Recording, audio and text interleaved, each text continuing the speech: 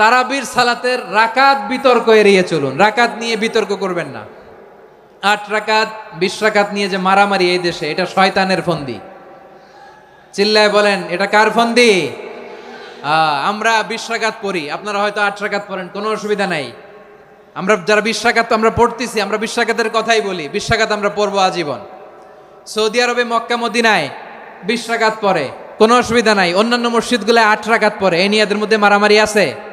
হ্যাঁ, এই জন্য রাকাত বিতর্ক এড়িয়ে চলবেন। প্রিয় ভাইয়েরা, আপনার আমল আল্লাহর কাছে কবুল হবে সংখ্যার বিচারে না উত্তমতার বিচারে? বলেন তো, সংখ্যার বিচারে না উত্তমতার বিচারে?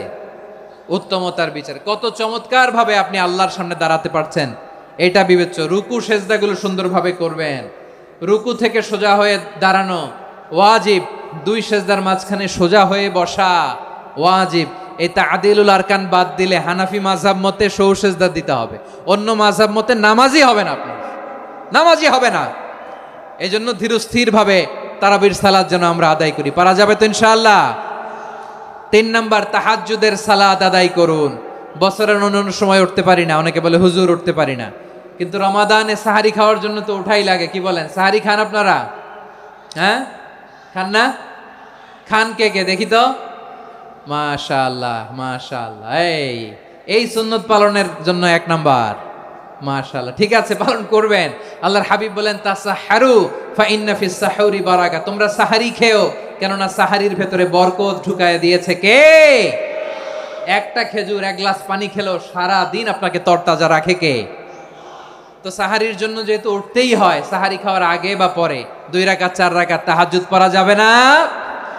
রব্বুল আলামিন বলেন, ওয়ামিনাল লাইলি ফাতাহাজ্জাদ বিহি নাফিলাতান লাকা আসা আইয়াবআসাকা রাব্বুকা মাকামান মাহমুদা। ও নবী, রাতের কিছু অংশ সময় তাহাজ্জুদের সালাত আপনি আদায় করবেন, কারণ এই তাহাজ্জুদ হলো আপনার জন্য নাফিলাতাল লাক, অতিরিক্ত ফরজ। আপনাকে মাকামে মাহমুদে অধিষ্ঠিত করবে কে? এজন্য যারা সম্মানিত হতে চান, সম্মানের আসনে যেতে চান, তাদের জন্য তাহাজ্জুদ অবধারিত।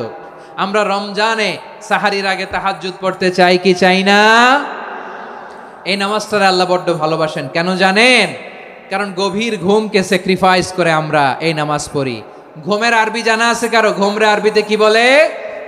অনেকগুলো আরবি আছে। একটা আরবি হচ্ছে নুআস, তন্দ্রা, তন্দ্রা, আমানাতান নুআসা কোরআনে এসেছে। আরেকটা আছে ঝিমুনি, ঝিমুনি, এইভাবে ঝিমুনি আসে ঘুমের আগে, এটারে বলে সিনা। এটারে কি বলে? সিনা। স্বাভাবিক ঘুমকে আরবিতে বলে নাউম। স্বাভাবিক ঘুমকে কি বলে?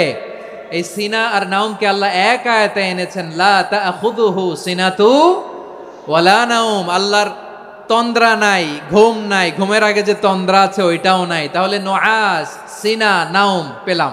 আরেকটা ঘুমের আরবি হচ্ছে হুজুদ। চাঁপাইনবাবগঞ্জ আওয়াজ করে বলেন, আরেকটা ঘুমের আরবি কি? হুজুদ। এটা মাঝরাতের ঘুম, শেষ রাতের ঘুম, যেই ঘুমটা বড্ড মজা লাগে। কাঁথা টেনে টেনে, ব্ল্যাঙ্কেট টেনে টেনে আরেকটু ঘুমাইতে মন চায়, আরেকটু, আর 1 মিনিট, আর 2 মিনিট, এরকম একটা মজার ঘুম শেষ রাতে আছে না নাই? এই শেষ রাতের ঘুম, এই হুজুদের ঘুমকে স্যাক্রিফাইস করে যেই সালাত পড়া হয়, ওই সালাতের আরবি নাম হচ্ছে সলাতুল হুজুদ বা সলাতুত তাহাজ্জুদ। চিল্লায় বলেন আল্লাহু আকবার। এজন্য আল্লাহ তাআলা এই তাহাজ্জুদের সালাতকে এত পছন্দ করেন। পড়বেন তো রমাদানে? 4 নম্বরে, মুক্ত হস্তে দান করুন। মুক্ত হস্তে দান করুন। ওয়ামা আতাইতুম মিন যাকাতিন তুরিদুনা ওয়াজহাল্লাহি ফাউলাইকা হুমুল মুদঈফুন।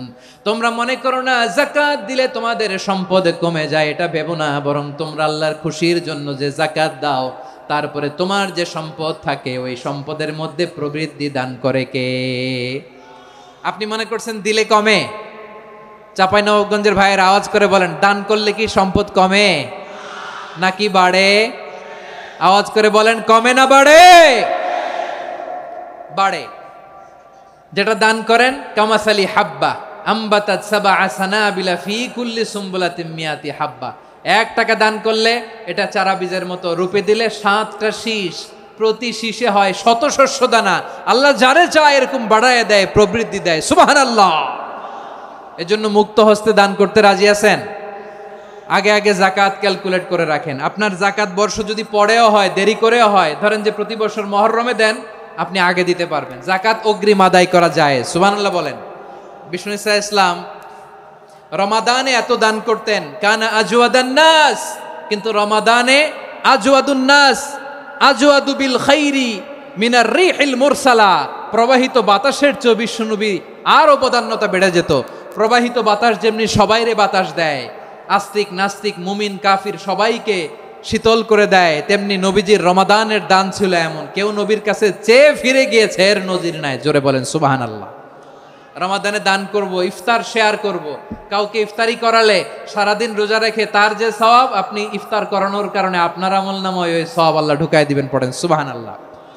সাহাবারা বললেন, নবী আমরা গরিব মানুষ, ইফতারি খাওয়ানোর পয়সা নাই।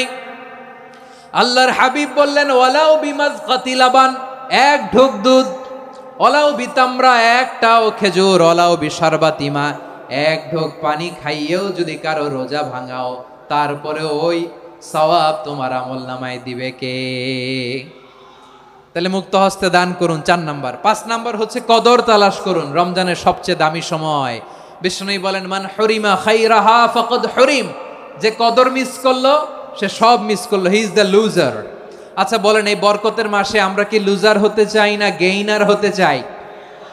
সবাই বলেনি, বলেন এই রমাদানে আমরা লুজার হব না গেইনার হব? ইন্না আনজালনাহু ফি লাইলাতিল কদরি ওয়া মা আদরাকা মা লাইলাতুল কদর, লাইলাতুল কদরি খায়রুম মিন আলফি শাহর। পড়েন আল্লাহু আকবার। লাইলাতুল কদরি খায়রুম মিন আলফি শাহর, 1000 মাসের চেয়েও সেরা। 1000 মাসে হয় 83 বছর 4 মাস। 83 বছর 4 মাস টানা ইবাদত করলে যেই সওয়াব, কদরের রাতে ইবাদত করলে অতটুকু সওয়াব আপনি পাবেন, আল্লাহ সেটা বলে নাই। আল্লাহ বলে তার চাইতে বেশি সওয়াব দিয়ে আপনার আমলনামা ভরে দিবে কে? কদর যেন মিস না হয়। 21, 23, 25, 27, 29 নাকি খালি 27? আপনারা কি খালি 27? দশকের বেজর রাতগুলোকে কদর হিসেবে তালাশ করো। আল্লাহর হাবিব সাল্লাল্লাহু আলাইহি ওয়াসাল্লাম শেষ 10 দিন টানা ইবাদত করতেন। টানা ইবাদত। ইদা জাআল আশরু আহিয়াল লাইলা আইকাযা আহলা ওয়া জাদ্দা ওয়া শাদ্দাল মিজার। সারা রাত জেগে ইবাদতের নজির নবীজির নাই, শুধু রমজানের শেষ দশক ছাড়া। সুবহানাল্লাহ বলেন। নিজেও ঘুমাতেন না। ফাতেমা রাদিয়াল্লাহু তাআলা আনহু, আলী রাদিয়াল্লাহু তাআলা আনহু কাউকে ঘুমাতে দিতেন না, সবাইকে জাগিয়ে তুলতেন। আমরা সারা রাত জেগে ইবাদত করব। রাজি আছেন তো? কদর যেন আমাদের মিস না হয়। আজকে থেকেই ক্যালেন্ডারে মার্ক করে রাখেন। সব কাজ পেছনে ফেলে, সব ব্যস্ততাকে পেছনে ফেলে ইবাদতের জন্য আমরা প্রস্তুত থাকবো কদরের রাতে। কোনোভাবে কদর যেন আমাদের মিস না হয়, ইনশাআল্লাহ। বলেন তো সবাই। 6 নম্বরে পারলে ইতিকাফ করবেন। আল্লাহর হাবিব সাল্লাল্লাহু আলাইহি ওয়াসাল্লাম প্রতি বছর 10 দিন ইতিকাফ করতেন। যে বছর ইন্তেকাল করবেন সে বছর 20 দিন ইতিকাফ করেছেন। আপনি বলবেন, হুজুর ইতিকাফ না করলে সমস্যা কি? আমার নবী একটা ইবাদত সারা জীবনেও ছাড়ে নাই, আর আপনি জীবনে একবারও করেন নাই। এবার হিসাব আপনার কাছে, হিসাব আপনার কাছে। না পারলে অন্তত রাত্রি বেলাগুলো মসজিদে কাটাবেন। পারবেন তো ইনশাআল্লাহ? সব শেষে শিশু এবং নারীদের ব্যাপারে বিশেষ খেয়াল রাখবেন। শিশুদের রমাদানের ব্যাপারে উৎসাহ দেন, তাদের প্রস্তুতি নেওয়ান, তাদেরকে রোজা রাখতে দিবেন। আমার ভাইয়েরা এবং বোনেরা, পর্দার আড়ালে মায়েদেরকে বলবো, চাপাই নবাবগঞ্জের মায়েরা, 1 দিন 2 দিন না খেয়ে থাকলে আপনার ছেলে মেয়ে মারা যাবে না। ঠিক কিনা বলেন? ওদেরকে উৎসাহিত করেন। ওদের ছোট্ট যারা রাখতে দেন, বলেন যে বাবা সকাল থেকে দুপুর পর্যন্ত না খেয়ে থাকলে তোমার অর্ধেক রোজা। এরকম 2 দিন অর্ধেক মিলে তোমার 1 রোজা। এরকম আমি কত রোজা রাখছি ছোটবেলায়, কোনো হিসাবই নাই। আমার দাদি বলতো সকাল থেকে না খেয়ে দুপুর 12টা পর্যন্ত রাখলে নাকি অর্ধেক হয়, এরপরের দিন অর্ধেক, 2 অর্ধেক মিলে 1 রোজা। এটা তো আসলে রোজা হয় না, কিন্তু তাকে উৎসাহ দেয়া। ইফতার প্রোগ্রামগুলোতে নিবেন আমাদের বাচ্চাদেরকে। দেখবেন যে ওর ক্ষুধা লাগতেছে, খায় না, কারণ কেউ খায় না। একজন আজান দিচ্ছে, সবাই খেজুর নিয়ে ইফতার করতেছে। এই দৃশ্য, এই ট্র্যাডিশন, এই ইবাদত, এই তারবিয়া ওর আগামীর জীবনটাকে সুন্দর করবে। চিল্লায় বলেন ঠিক কিনা?